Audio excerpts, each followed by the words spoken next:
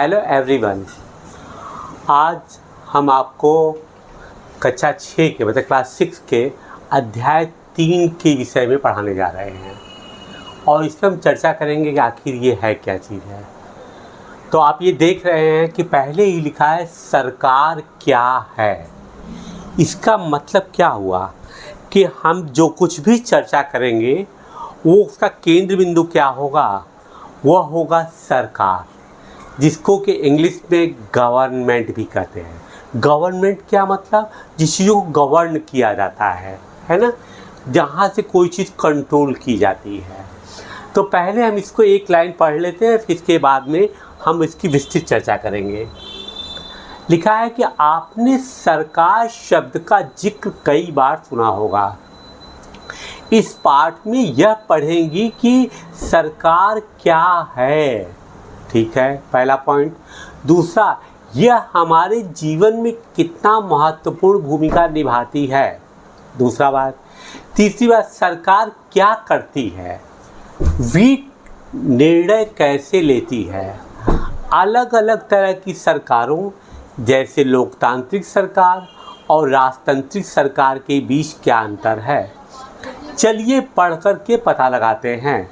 अब देखिए, देखा जाए तो इसी पहले उसमें ही उसने पूरी सरकार के परिभाषा को बता दिया कि सरकार होता क्या है। एक एक पॉइंट को देखें आप तो ये मालूम होता कि सरकार क्या है, सरकार क्या करती है, पर क्या है यार, को निर्णय कैसे लेती है। मतलब सरकार एक ऐसी कोई संस्था है जो कि निर्णय लेने का काम करती है।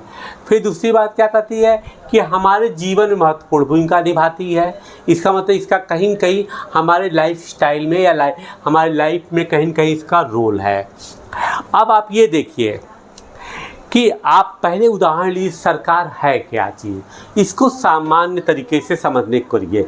सरकार एक इंस्टीट्यूट है, एक संस्था है। संस्था कैसे है, जैसे कि आपका परिवार है तो परिवार को कोई नियंत्रण करता है ना। नियंत्रण करने वाला सामान्य रूप से जहाँ पर कि अगर माँ आपकी क्या है, हाउसवाइफ है, पिताजी सर्विस करते हैं, तो ऐसे केस में ज़्यादातर जो काम कंट्रोल करने वाली जो चीज़ें होती हैं वो पिताजी आपके करते हैं। जबकि आजकल ऐसा भी होता है कि माँ भी ज़्यादा सर्विस करती है, इसलिए इस पर एप्लीकेबल नहीं था। एक एग्जाम्पल मैं देकर के चल रहा हूँ। अब पिताजी का काम क्या है कि वो सभी चीज़ों की, बाहर की जितनी भी चीज़ें हैं वो उनको कंट्रोल करते हैं। माँ का क्या काम होता है, माँ जो है घर में हर एक व्यवस्था को देखती है, लाइक ये होम मिनिस्ट्री, जैसे वो गृह मंत्री हो, है ना। तो अब ये है तो एक स्थिति है कि सबका एक काम बटा हुआ है। पिताजी क्या करते हैं, धन अर्जन कर रहे हैं, बच्चों के रहने की व्यवस्था कर रहे हैं, उनके स्वास्थ्य का ध्यान बहुत ज़्यादा दे रहे हैं, उनके एजुकेशन का कर रहे हैं, उनको एक लिमिटेड उनके मकान के लिए अच्छी व्यवस्था कर रहे हैं जिससे कि वो सुरक्षित परिवेश में रह सके। स्कूल में एडमिशन कहाँ करवाना है, कैसे करवाना है, उनकी फ़ीस कापी किताब की व्यवस्था कैसे करनी है, वो सब कर रहे हैं।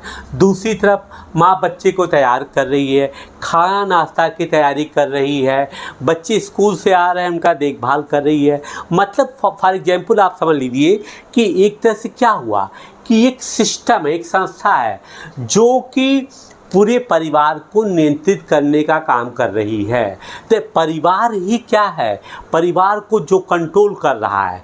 तो बड़े स्तर पे अगर आप देखेंगे, अगर आप राष्ट्रीय स्तर पे या एक क्षेत्रीय स्तर पर देखेंगे तो वहाँ सरकार भी एक ऐसा ही काम कर रही है जो कि एक परिवार काम करता है और सरकार का मुखिया सब चीज़ों को नियंत्रित करता है। तो वो भी हमारा एक गार्जियन ही, एक पिता तुल्य ही होता है, एक माँ बाप के तुल्य ही होता है, जो कि सभी जनता का अभिभावक होता है और सब चीज़ों को वो देखता है कि जनता को कहाँ पर क्या आवश्यकता है। पहली चीज़ तो वो देखेगा कि अगर राष्ट्रीय स्तर पे एक एग्जाम्पल लेकर चलिए तो वहाँ पर वो क्या करेगा, पहले आपके राष्ट्र हित की बात करेगा कि देश की जनता सुरक्षित कैसे रहेगी। मान लीजिए एक सीमा पर प्रहरी रखेगा, सीमा को के डिफेंड करने के लिए व्यवस्था करेगा, ठीक है।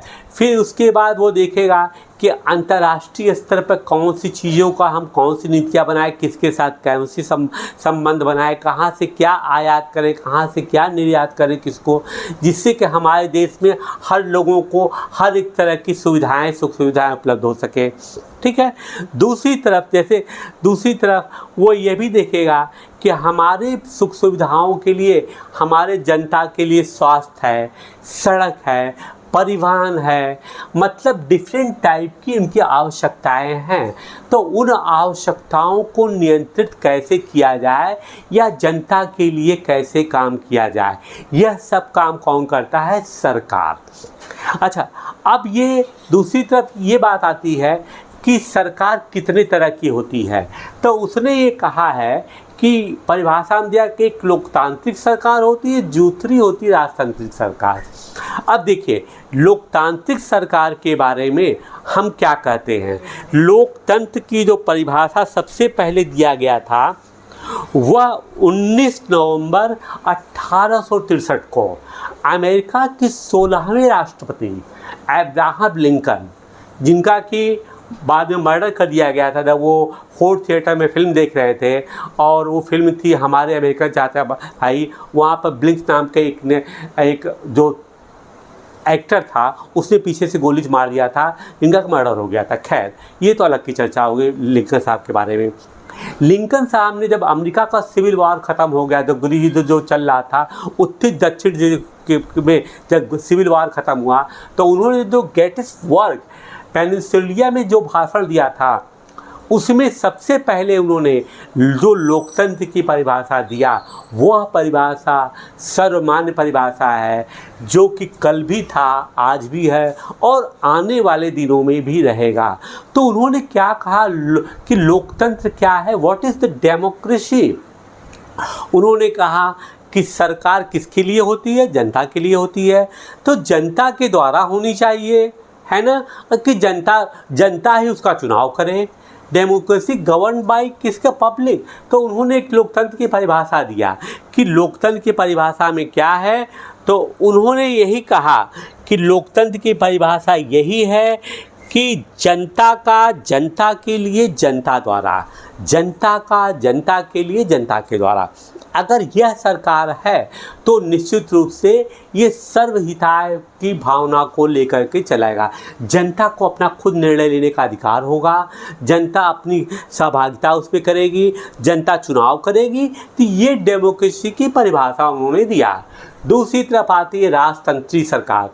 अब देखिए, राजतंत्री सरकार में क्या है? राजा का तंत्र, राजशाही बहुत देशों में चलता रहा। मतलब कि अभी तो नेपाल ऐसे देशों में तो राजा ही सब कुछ नियंत्रण करता था, लेकिन आज से करीब 200 साल पहले वहाँ पर हट गया। कई देशों में ऐसा है, लेकिन राजा के अधिकार जो होते हैं वह क्या थे? अनियंत्रित अधिकार थे। राजा हमेशा निरंकुश होता था। तो निरंकुश राजा क्या होता था? आज का जो राजा वैसे निरंकुश नहीं रह गया है, उस पे अंकुश लगाने के लिए शक्तियाँ बनी हुई हैं। लेकिन पहले के जो राजा थे वह जो बनाते थे, उनके एक छोटे सलाहकार होते थे, जो उन्होंने बता दिया, राजा ने जो निर्णय ले लिया वही नियम है, वही कानून है।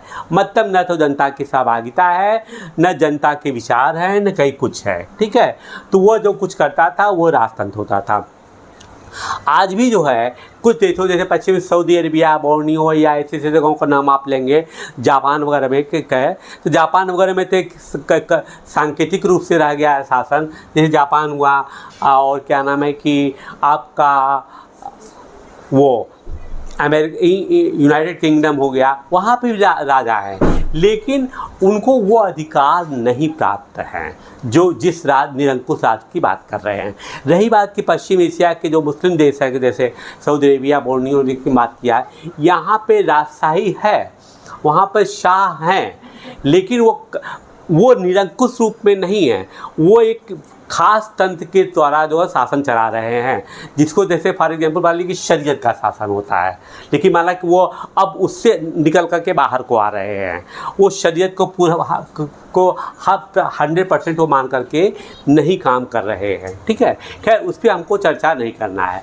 अब आइए हम आगे देख करके चलते हैं वन बाई वन कि ये क्या चीज़ है।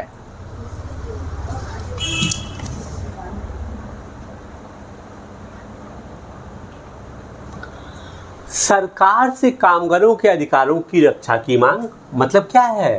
कामगार अगर है उनके साथ कोई शोषण हो रहा तो किससे बात कर रहे हैं? सरकार से बात कर रहे हैं, है ना। जैसे बच्चा रोएगा तो माँ को मालूम हो जाएगा कि उसको दूध पीने की ज़रूरत है, तो यही कारगर है। अभिभावक कौन है? सरकार। बाढ़ पीड़ितों के लिए सरकार क्यों करामत? अगर जनता कहीं से बाढ़ पीड़ित हो रही है, किससे मांग की? सरकार से मांग की। प्याज की दर में उछाल आया, सरकार ने प्याज के दाम तय किए। सर्वोच्च न्यायालय के लिए 5 न्यायाधीश सरकार ने बनवाए। कोयला अब देखिए क्या है, यहाँ पे सरकार ने 1500 से अधिक गाँवों को सूखाग्रस्त घोषित किया। इसका मतलब क्या है? इसका मतलब स्पष्ट रूप से है कि सरकार जो है जनता के हितों के लिए तमाम काम कर रहे हैं, इसको देख करके। और फिर ये तो हितों के काम हो गए, चाहे वो आर्थिक स्थिति हो, चाहे वो सार्वजनिक रूप से बाढ़ पीड़ितों की समस्या हो, फिर या आवश्यकता पड़ी तो पुनर्गठन भी उसने किया। लगता है कि विभाग सही तरीके से काम नहीं कर रहे हैं, ये जो हमारी पारंपरिक शैली है उसे हटाकर तो पुनर्गठन भी उसने कर लिया। उसने देखा कि भाई ये गांव जो है ये सूखा से पीड़ित हो गए, तो उनके लिए विशेष प्राविधान करना है, तो इनको सूखाग्रस्त घोषित कर दिया। फिर सर्वोच्च न्यायालय की 5 और न्यायाधीश। इसका मतलब क्या है कि सरकार ऐसी भी व्यवस्था कर रही है कि सब कुछ न्याय प्रिय ढंग से हो सके, है ना।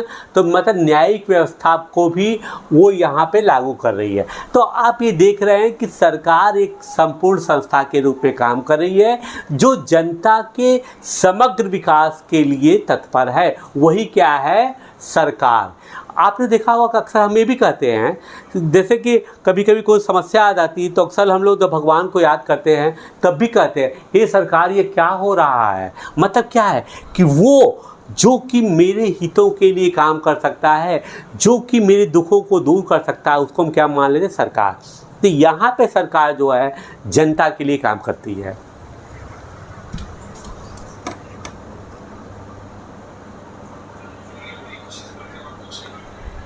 इसको पढ़ने की कोई ज़रूरत नहीं है, यहाँ पे आप आइए। हर एक देश को विभिन्न निर्णय लेने एवं काम करने के लिए सरकार की ज़रूरत होती है। ये निर्णय कई विषयों से संबंधित हो सकते हैं।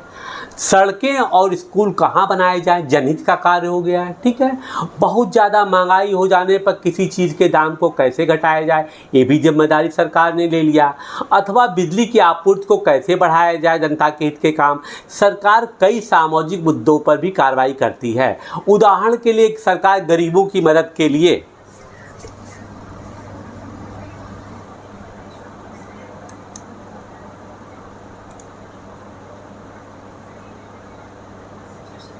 करने के लिए कई कार्यक्रम चलाती है।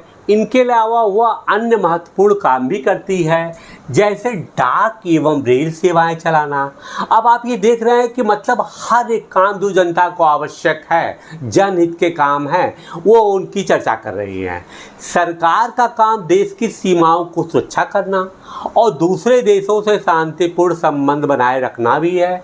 अब अभी आपने देखा होगा कि पहलगाम में जो आतंकवादी हमला हुआ था, ठीक है, हमारे 26 लोगों को उन्होंने पाकिस्तानी आतंकवादियों ने मार दिया। उसका बदला हमने ऑपरेशन सिंदूर से लिया। पाकिस्तान के हमने कमर तोड़ करके रख दिया। क्यों करना पड़ा? कि वही है कि देश की सीमाओं को सुरक्षा करना। हमने जब उनके 9 एक्सट्रीमिस्ट क्या कहते सेंटर को टारगेट किया तो पाकिस्तान ने समझा कि हमारे ऊपर अटैक मारा है, जबकि इंडिया ने इन्फॉर्म भी किया, हमारे फॉरेन मिनिस्टर ने इन्फॉर्म भी किया कि हमने केवल टेररिस्ट सेंटर को अटैक किया है। लेकिन चूंकि वो टेररिस्ट को सपोर्ट कर रहे थे पाकिस्तानी, उन लोगों ने क्या रिटेलिएशन किया। तो जब रिटेलिएशन किया तब हमने ब्रह्मोस मिसाइल का प्रयोग करते हुए पाकिस्तान की कमर तोड़ करके रख दिया। खैर, अब हम उसकी चर्चा नहीं करने जा रहे हैं। उसकी जिम्मेदारी है सुनिश्चित करना कि देश के सभी नागरिकों को पर्याप्त भोजन और अच्छी स्वास्थ्य सुविधाएं मिले। देखिए, यही सरकार के कार्य है, इसलिए इसको सभी आप जानते भी हैं। जब प्राकृतिक विपदा घेरती है जैसे सुनामी या भूकंप, तो मुख्य रूप से सरकार ही पीड़ित लोगों की सहायता करती है। अगर कहीं कोई विवाद होता है या कोई अपराध करता है तो लोग न्यायालय जाते हैं। न्यायालय भी सरकार का ही अंग है। अब आप ये देखिए कि अगर ये सरकार नहीं होता, कोई कंट्रोलिंग बॉडी नहीं होती, तो क्या यह काम संभव था? बिल्कुल ही नहीं संभव था। ठीक है ना, इसीलिए सरकार की आवश्यकता होगी।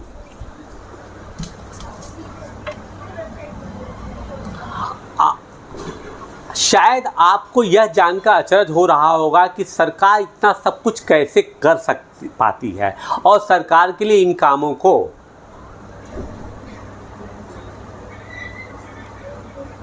करना क्यों जरूरी है। जब लोग इकट्ठे रहते हैं और काम करते हैं तो कुछ हद तक एक व्यवस्था की ज़रूरत होती है जिससे आवश्यक निर्णय लिए जा सके। कुछ नियमों की ज़रूरत होती है जो सब पर लागू होती है। उदाहरण के लिए संसाधनों के नियंत्रण और देश की सीमा की सुरक्षा की ज़रूरत होती है ताकि लोग सुरक्षित महसूस कर सकें। लोगों के लिए सरकार कई तरह के काम करती है। वह नियम बनाती है, निर्णय लेती है और अपनी सीमा में रहने वाले लोगों पर उन्हें लागू करती है। अब चक्कर यह है कि अगर नागरिकों को नियंत्रण करना है तो नागरिकों को एक अनुशासन में रहना पड़ेगा ना, एक डिसिप्लिन में रहना पड़ेगा। तो उनके लिए एक नियम कानून बनाती है कि अगर आप ऐसा करेंगे तभी हम इन सब चीज़ों को कर पाएंगे। सार्वजनिक हितों के कार्य, देश की सीमाओं की सुरक्षा या अन्यत्र जो भी सार्वजनिक हित के कार्य हैं वह हम तभी कर पाएंगे जब आप हमारे द्वारा बनाए गए नियम कानून का पालन करेंगे। और वह नियम कानून इक्वलिटी बिफोर द लॉ, कानून के समक्ष समानता बराबर कि सबको मानना है, तभी यह सरकार अपने काम को कर पाएगी, है ना।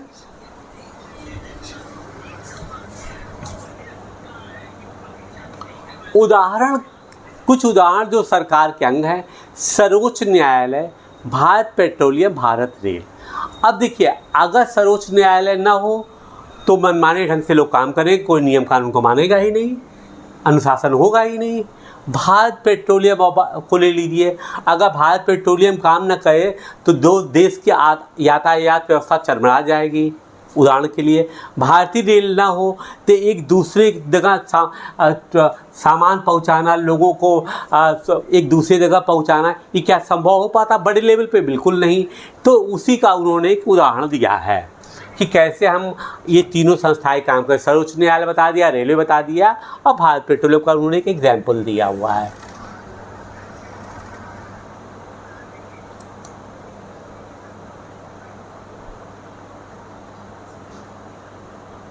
देखिए, अब कहते हैं सरकार के स्तर, कोई भी चीज़ होता है वो कहते हैं किस लेवल पे वो काम करता है। अब आपको पता है कि सरकार कितनी सारी चीज़ें अलग अलग चीज़ों के लिए जिम्मेदार है, तो क्या आप सोच सकते हैं कि सरकार ये सारे इंतज़ाम कैसे करती होगी? दरअसल सरकार अलग अलग स्तरों पे काम करती है, स्थानीय स्तर पर, राज्य के स्तर पर और राष्ट्रीय स्तर पर। स्थानीय स्तर का मतलब आपके गांव, शहर और मोहल्ले से है। राज्य स्तर का मतलब पूरे राज्य को ध्यान में रखे, जैसे हरियाणा या असम की सरकार पूरे राज्य में काम करती है, मानचित्रों को देखें। राष्ट्रीय स्तर की सरकार का संबंध पूरे देश से होता है। इस किताब में आप आगे चलकर पढ़ेंगे कि स्थानीय सरकारें कैसे काम करती हैं और आगे की कक्षाओं में राज्य और राष्ट्रीय स्तर पर सरकार के कामों के बारे में जानेंगे। इसको कहते हैं, एक तरह से सत्ता का विकेंद्रीकरण मानकर चलिए, क्योंकि सरकार, अगर केंद्रीय सरकार पूरा देश में नई दिल्ली में बैठ करके सरकार चाहे कि हम पूरे देश का संचालन कर ले तो वो संभव नहीं है। तो इसके सुचारू व्यवस्था करने के लिए सबसे पहले उसको राज्यों और केंद्र शासित प्रदेशों में बांटा गया है ना। राज्यों के मुख्यमंत्री होते हैं, केंद्र शासित प्रदेशों में कुछ जगहों मुख्यमंत्री भी हैं, लेफ्टिनेंट गवर्नर भी होते हैं, ठीक है। अच्छा, अब दूसरी बात आता है फिर राज्यों को भी स्थानीय स्तर पर, जिसमें जैसे कहते हैं कि पंचायती राज व्यवस्था, कहीं पर ग्राम प्रधान हैं, कई जिला पंचायत अध्यक्ष हैं, कई नगर निगम अध्यक्ष हैं, कहीं मेयर हैं, कहीं पर नगर निगम के अध्यक्ष हैं। तो ये लोग कौन हैं? इनको इसलिए दे दिया गया, विकेंद्रीय कर दिया गया कि छोटे छोटे समूह में रह करके अपनी जनता की जो स्थानीय समस्याएं हैं उनको वो देखें, उनका निदान करें, ठीक है। तो मतलब क्या हुआ कि किसी भी एक काम को अगर अकेला कोई करना चाहेगा, संभव नहीं हो पाएगा, तो एक तरह से इस सत्ता को उन्होंने छोटे छोटे भागों में बांट दिया है जिससे कि काम हो सके। तो वही कह रहा है कि कैसे ये काम होता है। अब जैसे अब ये कि राज्य के पास असीमित अधिकार नहीं होते हैं।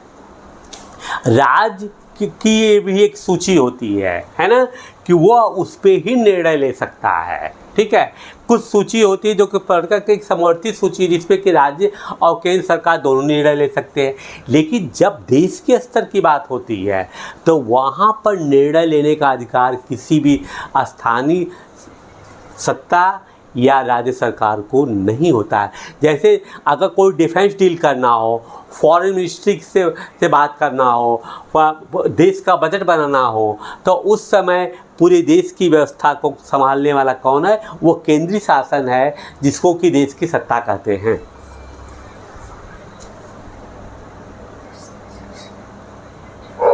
उसने दिखाया है कि जैसे कि राज्य की सरकार, तो उसे दिखाया जाए कि मान लीजिए हरियाणा है, ये अलग अलग राज्य है।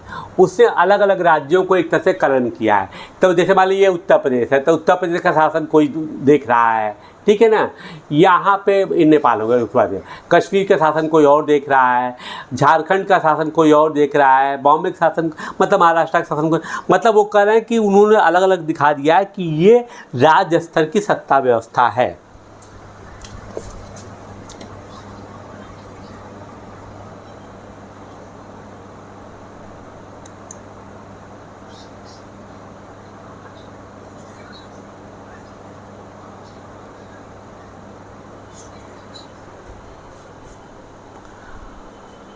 अब ये दिखा रहा है कि आंध्र प्रदेश राज्य के पुनर्गठन के बाद 2 जून 2014 को तेलंगाना भारत का 29वां राज्य बना।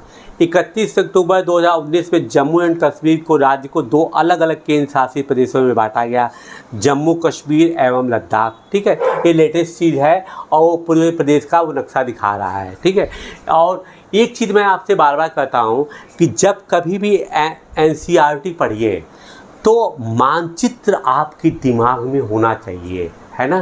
कि अगर हम मानते हम कहते हैं कि जम्मू कश्मीर ये है, हमने कह दिया नर्मदा नदी ये है, तो आपके दिमाग में तुरंत हिंट करना चाहिए कि नर्मदा नदी कहाँ है, ये गोदावरी नदी कहाँ है, जम्मू कश्मीर कहाँ है, तेलंगाना कहाँ है। क्योंकि अभी इस साल का आप सिविल सर्विसेज का पेपर उठाएंगे तो देखिए कि most of the questions were on the basis of map, मानचित्र पर ही आधारित थे। ठीक, तो इसमें कोई ऐसी चीज़ नहीं जिसको हमको समझाना है आपको है।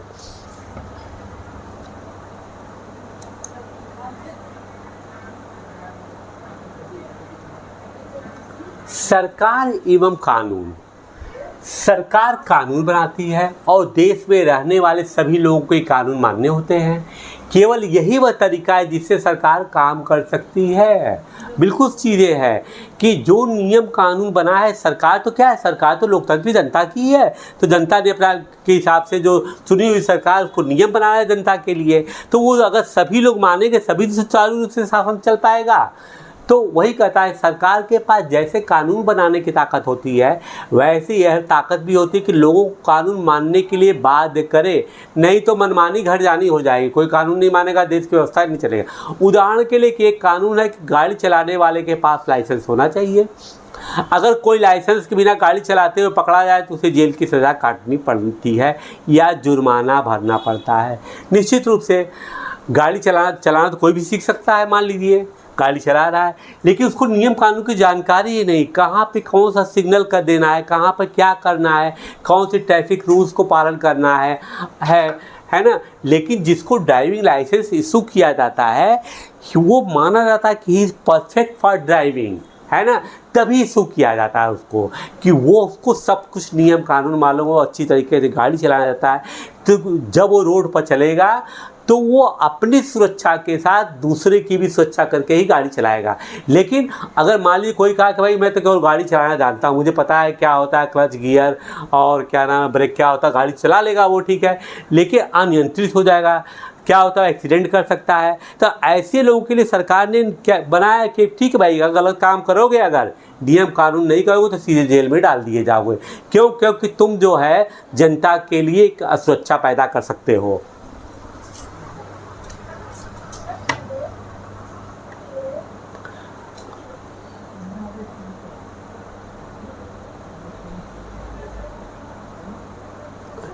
सरकार जो कार्रवाई कर सकती है, उसके अलावा अगर लोगों को लगे कि किसी कानून का ढंग से पालन नहीं हो रहा है तो वे भी कुछ कदम उठा सकते हैं।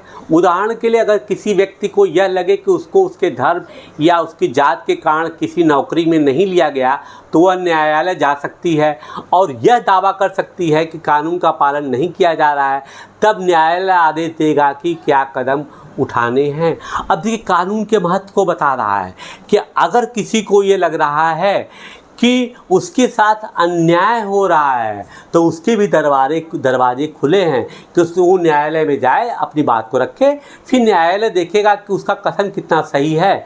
और अगर वास्तव में उसके साथ अन्याय हो रहा है, रिट पिटीशन डालेगा, वो याचिका दाखिल करेगा, तो वो खुद भी संबंधित को आदेश पारित करेगी सरकार, न्यायालय, कि भाई कानून के तहत इसकी व्यवस्था ऐसी है, आप इसका पालन करवाइए। ठीक। सरकार के प्रकार सरकार को निर्णय लेने तथा कानूनों का पालन करवाने यानी उन्हें बाध्य करवाने की शक्ति कौन देता है? इस प्रश्न का उत्तर इस बात पर निर्भर करता है कि उस देश में कैसी सरकार है।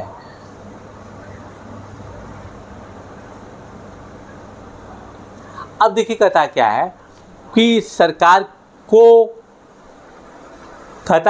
कि सरकार किस तरीके से उस कानून को बनवाती है ना। यह डिपेंड करता है कि उस सरकार में सरकार की व्यवस्था कैसी, किस तरह की सरकार है, वो उसी की चर्चा करने जा रहे हैं। लोकतंत्र में तो लोग सरकार को ही शक्ति देते हैं, चुनाव। लोग ऐसा चुनाव के माध्यम से करते हैं, वे अपनी पसंद के नेता को वोट दे करके चुनते हैं। एक बार चुन लिए जाने के बाद यह लोग सरकार बनाते हैं।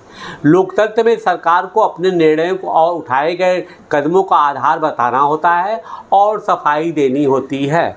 अब देखिए, लोकतंत्र में भी क्या है, लोकतंत्र की वास्तव में 3 परिभाषाएं एक तरह से है। एक है प्रत्यक्ष लोकतंत्र। जनता क्या करती है, उसमें किसी भी नीतिगत चीज़ों के लिए या किसी भी नियम कानून के लिए सीधे मतदान करती है कि क्या सही है क्या गलत है, वो प्रत्यक्ष हो गया। यह जो बात कर रहा है वो प्रतिनिधि लोकतंत्र की बात कर रहा है कि हम अपने विधायक सांसद चुन देते हैं कि भैया यही हमारे लोग हैं, अब वह जो है नियम कानून बना करके जनता के हित का काम करते हैं, तो वो प्रतिनिधि का की बात करता है। तीसरे में क्या होता है, संवैधानिक लोकतंत्र होता है।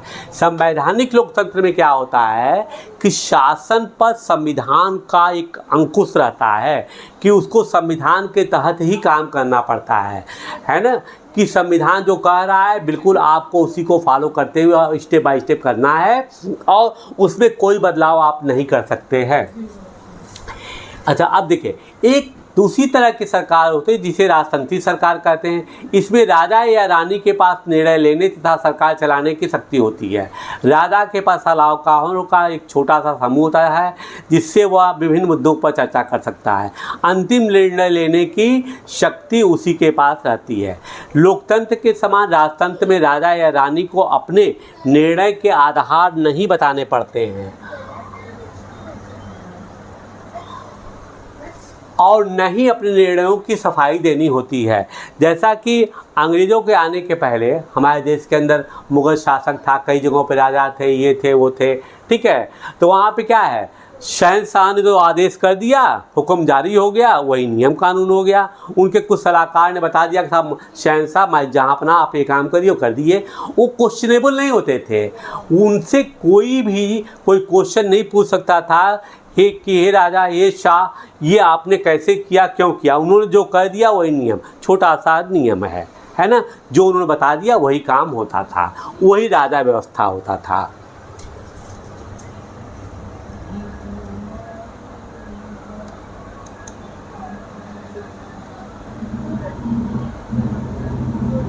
जैसे कि मैं बताऊं आपको कि नेपाल में जब तक नेपाल हिंदुशाही राज था, वहाँ के राजा को भगवान विष्णु का अवतार लोग मानते थे, है ना। तो जो वो नियम कानून बनाए थे उसको मान लिया जाता था, है। तो इसका मतलब क्या होता है, वो एक तरह से निरंकुश टाइप की चीज़ थे। लेकिन इस समय है वहाँ पे लोकतंत्र है। लोकतंत्र में लोगों की भागीदारी उन निर्णयों को लेने में महत्वपूर्ण है जो उनको प्रभावित करते हैं। क्या आप इससे सहमत हैं? आप क्या इसको चर्चा करने की कोई जरूरत है? आप आइए। अब लोकतांत्रिक सरकार, भारत एक लोकतंत्र है। इस लोकतांत्रिक व्यवस्था को पाने के लिए हमने लंबी लड़ाई लड़ी है। संसार में और भी कई देश हैं जहां लोगों ने लोकतंत्र लाने के लिए संघर्ष किए। ऊपर बताया जा चुका है कि लोकतंत्र की मुख्य बात यह है कि लोगों के पास अपने नेता चुनने की शक्ति होती है।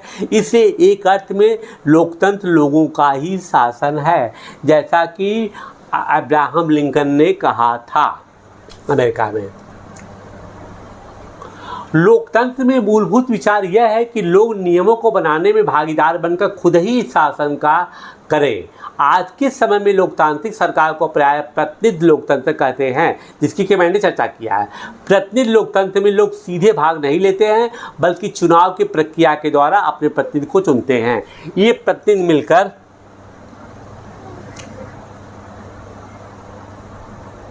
अभी देखिए यहाँ पर दिखा रहा है, जैसे चुनाव हो रहा है ना, ये क्या है, ये प्रतिनिधि चुन रहे हैं। सभी लोग चुनावी प्रक्रिया को जानते हैं कि स्याही कैसे, मतदान के समय मतदाता की उंगली पर स्याही से निशान लगाया जाता है ताकि वह केवल एक वोट दे सके।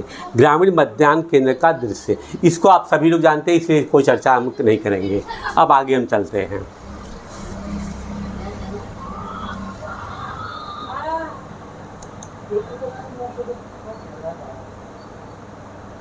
सारी जनता के लिए निर्णय लेते हैं। आजकल कोई भी सरकार अपने आप को तब तक लोकतांत्रिक नहीं कह सकती जब तक कि वह देश के सभी वयस्क नागरिकों को वोट देने का अधिकार न दे। सभी वयस्क नागरिकों को, है ना। जैसे कि हमारे देश में 18 वर्ष के लोगों को भी किया जाए, तो ये मान लिया जाता है कि ये वयस्क नागरिक एक बुद्धिजीवी वर्ग है जिसको कि पता है कि हमारी मूलभूत आवश्यकताएं क्या हैं, हमारी समस्याएं क्या हैं।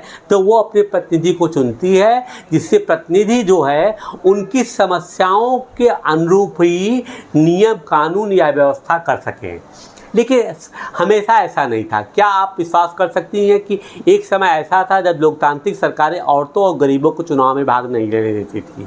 अपने शुरुआती दौर में सरकार केवल उन्हीं पुरुषों को वोट देने देती थी जो पढ़े लिखे थे और जिनके पास संपत्ति होती थी। ये पहले की व्यवस्था की चर्चा कर रहे हैं, आज तो ऐसा है नहीं। इसका मतलब था कि औरतों, गरीबों और अशिक्षितों को वोट देने का अधिकार नहीं था। ऐसी स्थिति में देश के उन्हीं नियमों के सहारे चलते थे जो ये गिने चुने पुरुष बनाते थे। तो अब क्या है, देखिए, पहले चुनाव पहले भी हुआ, लेकिन वो लोकतांत्रिक नहीं हुआ क्योंकि सभी जनता ने इसमें भाग नहीं लिया। उसमें कुछ खास लोगों को ही वोट देने का अधिकार था जो कि प्रतिनिधि चुनते थे। तो निश्चित रूप से संपूर्ण जनता की सहभागिता नहीं थी।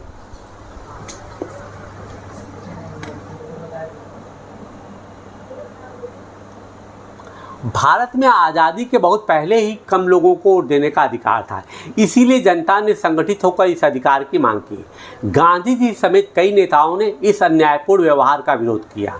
उन्होंने भी जोर शोर से यह मांग उठाई।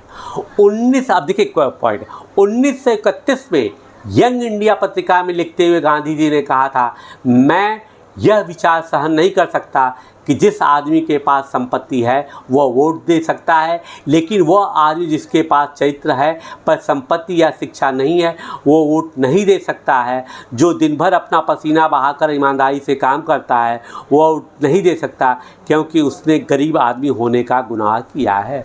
अब देखिए, इस तरह ये कभी पूछा जा सकता है कि यह कोटेशन कहाँ से आया है। तो ये कंपटीशन में क्या है कि यंग इंडिया में महात्मा गांधी ने लिखा था, ठीक है, कि उन्होंने क्या क्या चर्चा किया था। एक पॉइंट के भी उठाया जा सकता है इसमें से है, लेकिन चूंकि एनसीईआरटी ने इसको ही उठाया है, इसी मतलब यह है कि यही इंपॉर्टेंट पॉइंट है। अगर कंपटीशन में पूछा जाएगा तो इसी में से आपसे पूछा जा सकता है।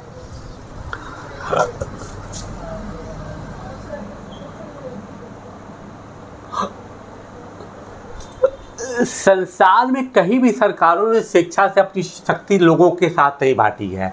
पूरे यूरोप और अमेरिका में महिलाओं और गरीबों को सरकार के कार्यों में भागीदारी के लिए संघर्ष करना पड़ा। महिलाओं द्वारा मताधिकार के लिए किए गए संघर्ष ने प्रथम विश्व युद्ध के दौरान और मजबूती पकड़ी।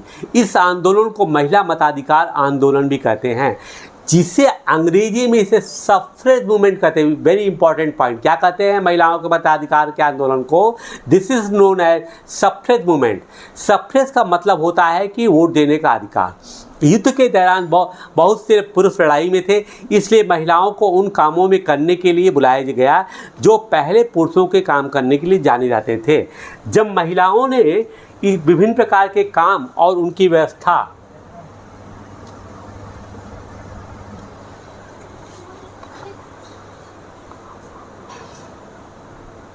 करना शुरू कर दिया तो लोगों को यह देखकर बड़ा आश्चर्य हुआ कि उन्होंने महिलाओं और उनकी क्षमताओं के बारे में क्यों इतना गलत रूढ़िबद्ध धारणाएं बना रखी थी।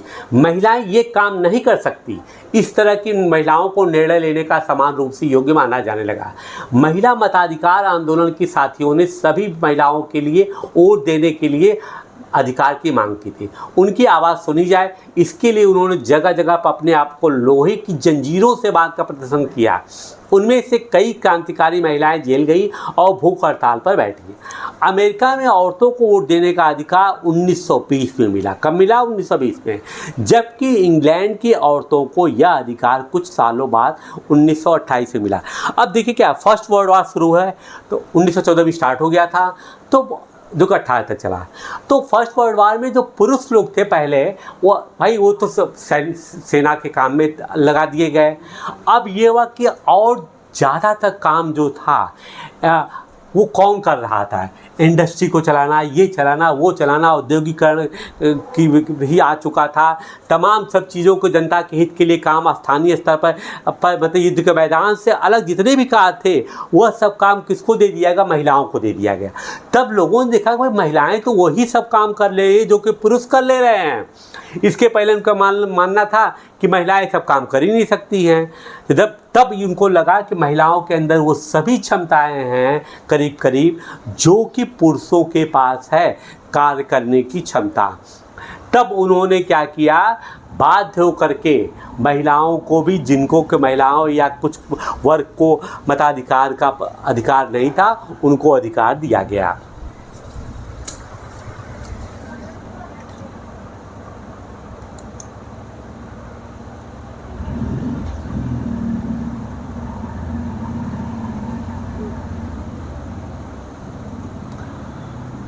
अब ये देखिए कुछ चीज़ों को दिया गया है, जैसे उन्होंने एग्जाम्पल दिया, भारत सरकार का रूस के साथ मैत्री संबंध बनाने का निर्णय कौन लेगा? निश्चित रूप से राष्ट्रीय समस्या है। पश्चिम बंगाल सरकार के सारे सरकारी स्कूलों में कक्षा 8 में बोर्ड की परीक्षा लेने का निर्णय अधिकार किसका होगा? ये राज्य का होगा। डिब्रूगढ़ और कन्याकुमारी के बीच में नई रेल सेवा शुरू करने का निर्णय कौन लेगा? ये राष्ट्रीय लेगा। गांव में एक सार्वजनिक कुएं के स्थान को चुनने का निर्णय कौन लेगा? स्थानीय लेगा। ये एग्जाम्पल उसने इसलिए दे दिया है कि इसको पढ़कर समझ सकते हैं कि हमारे शासन का या सरकार त्रिस्तरीय स्तर पे कैसे काम करती है। तो इस प्रकार आपने देख लिया कि सरकार क्या है। सरकार हमारी जनता की एक आवश्यकता है, वो निश्चित रूप से सबके लिए है और संपूर्ण सहभागिता है, जिसमें कि एक वयस्क जो है एक सरकार को चुनने का अपना अधिकार रखती है, जिससे कि वो जनहित के कार्य को कर सके। ठीक है, तो अब आपको सरकार की विभिन्न स्तर से मैंने समझाने की कोशिश किया है। अगली टॉपिक में जो नया टॉपिक आएगा उसकी चर्चा हम अगली वीडियो में करेंगे। Till then, bye bye.